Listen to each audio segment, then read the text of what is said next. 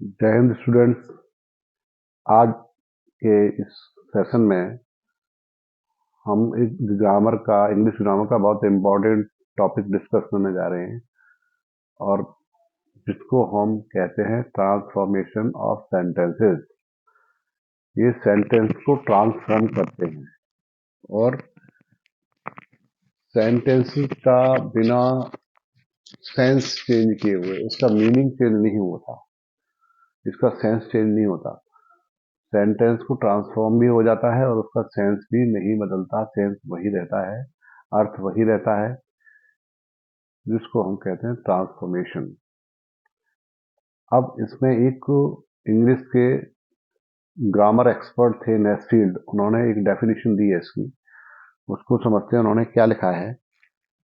उन्होंने लिखा है to transform a sentence is to change it from one grammatical form to another without altering its sense।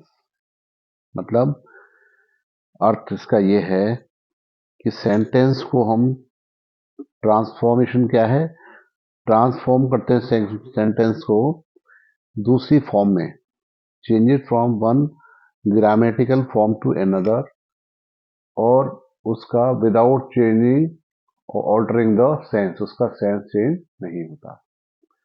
तो ये definition है। और क्या है, ट्रांसफॉर्मेशन का अर्थ होता है to change the form. Form change होती है सेंटेंस की, लेकिन उसका सेंस या मीनिंग चेंज नहीं होता। अतः किसी वाक्य के एक रूप फॉर्म को बिना अर्थ में परिवर्तन किए दूसरे रूप में बदल देना ही ट्रांसफॉर्मेशन कहलाता है। समझ गए? सेंटेंस का फॉर्म बदल सकती है बट उसका सेंस नहीं बदलेगा, उसका मीनिंग नहीं बदलेगा, वही ट्रांसफॉर्मेशन है, सही ट्रांसफॉर्मेशन वही है। कुछ एग्जांपल्स दिए हैं। एक सेंटेंस लिखा है this book is too difficult. This book is too difficult, this book is difficult लिखा है ना। अब यहां पर हम इसको ऐसे भी लिख सकते हैं, ट्रांसफॉर्म किया है इसको तो फॉर्म चेंज किया हमने। दिस बुक इज डिफिकल्ट लिखा हुआ है, यहां हमने फॉर्म चेंज किया तो हमने लिखा है this book is not easy. तो नॉट इजी मतलब डिफिकल्ट है। यहां पर जो डिफिकल्ट वर्ड है उसका जस्ट ये उल्टा है, लेकिन नॉट लिखा है और इसका अपोजिट लिख दिया है और नॉट लिख दिया है। सेंस चेंज नहीं हुआ ना, सेंस नहीं बदला। यह बुक डिफिकल्ट है, यह book this book is difficult and this book is not easy.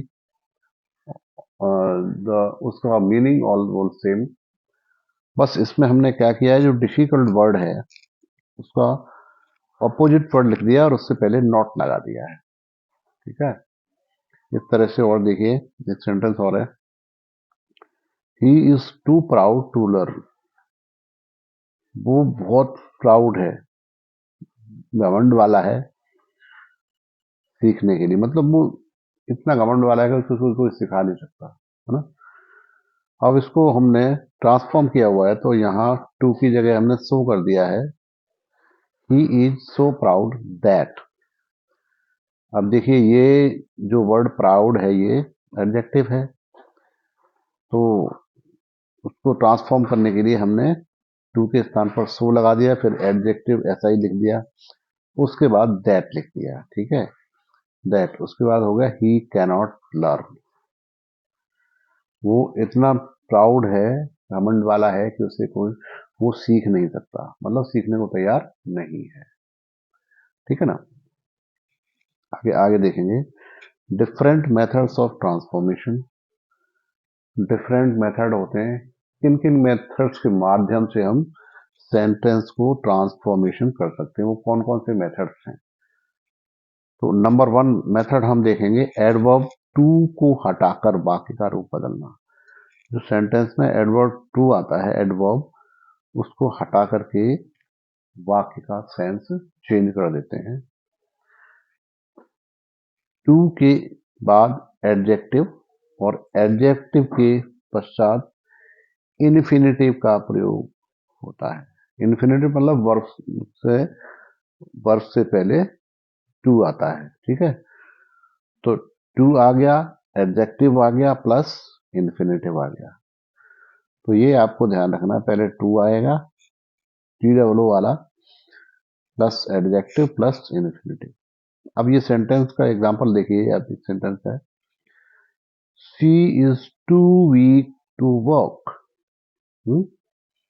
अब यहाँ पे टू आ गया ना, टू वीक, वो बहुत कमजोर है काम करने के लिए, इसका अर्थ ये है। तो she is too weak, too के स्थान पर टू के बाद एडजेक्टिव आ गया, ये देख लीजिए आ गया टू, ठीक है। तो यहां पर जो एग्जाम्पल हमने देखा था, वो देखा था, इसको हम जब बनाया गया, ठीक है, तो इसका सेंटेंस जब हम बनाएंगे तो ट्रांसफॉर्म करेंगे, तो she is so weak that she cannot run, ऐसे हो जाएगा she is so weak that he cannot run. तो वही मेथड आ गया, टू की जगह सो आ गया, फिर वीक जो है एडजेक्टिव है ये आ गया, प्लस इन्फिनेटिव आ गया, यहां पर फिर सो दैट आ गया है ना, so that she cannot work, इस तरह से ये बनेगा। फिर देखिए टू के बाद एडजेक्टिव का प्रयोग, Hari is too idle, Hari बहुत सुस्त है, बहुत ज्यादा धीमा है, आलसी है, idle, Hari is too idle. Adjective के बाद भी टू आ जाता है, इसका मतलब वेरी मच टू, यहाँ टू का मतलब बहुत अधिक, हरी इज टू आइडल। इसमें क्या रूल है, रूल नंबर वन ये क्या कहता है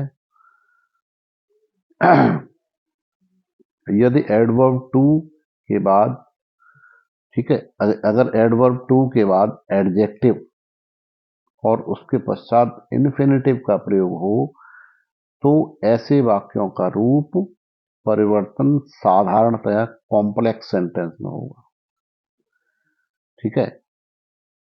जैसे इसमें एडवर्ब टू के स्थान पर सो का प्रयोग आ जाता है, जैसे यहां पर आया था ना, देखिए सो, ये यहाँ आया था सो, ठीक है, सो का प्रयोग करते हैं। और प्रयोग वाक्य में प्रयुक्त विशेषण के स्थान पर जो एडजेक्टिव होता है उसके स्थान पर दैट का प्रयोग करते हैं, ठीक है। सो वीक जैसे आ गया, so proud that,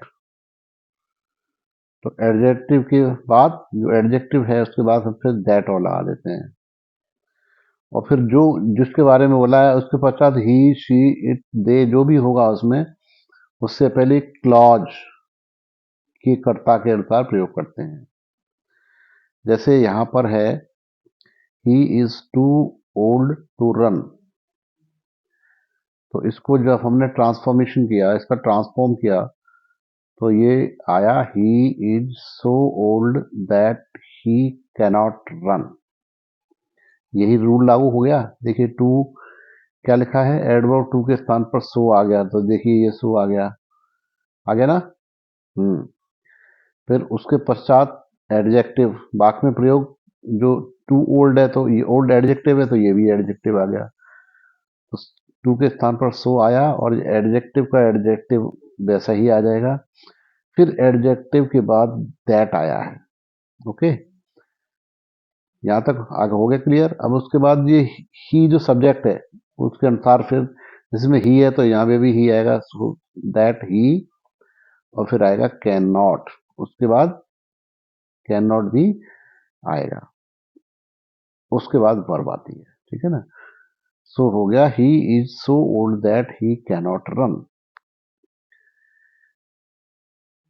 again you will see it, the father was too weak to control his sons,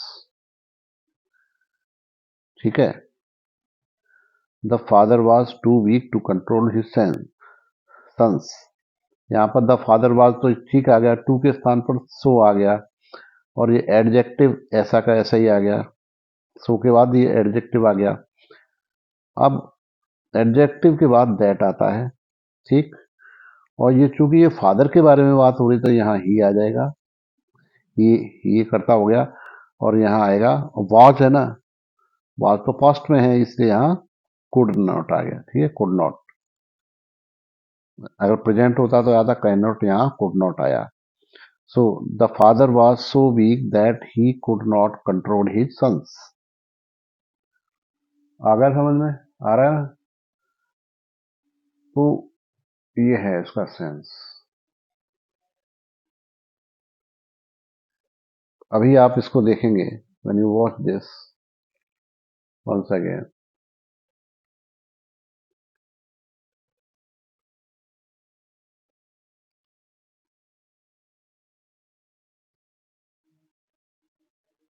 समझ गए आप?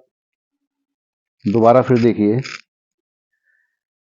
यहाँ रूल नंबर 1 क्या कहता है, यदि एडवर्ब टू के स्थान पर एडजेक्टिव और उसके पश्चात इन्फिनेटिव का प्रयोग हो तो ऐसे वाक्यों का रूप परिवर्तन साधारणतया कॉम्प्लेक्स सेंटेंस में होगा, ठीक है। इसमें क्या है, नंबर 1, इसमें एडवर्ब टू के स्थान पर सो का प्रयोग करते हैं। तो ये देखिए हमने ये यहाँ किया हुआ है, टू के स्थान पर सो का प्रयोग किया हुआ है, देख रहा है? जी हाँ, समझिए। अब क्या है, वाक्य में प्रयुक्त विशेषण, विशेषण मतलब एडजेक्टिव। तो वाक्य में प्रयोग जो एडजेक्टिव था, एडजेक्टिव में ओल्ड है एडजेक्टिव, तो ओल्ड एडजेक्टिव यहाँ आ गया।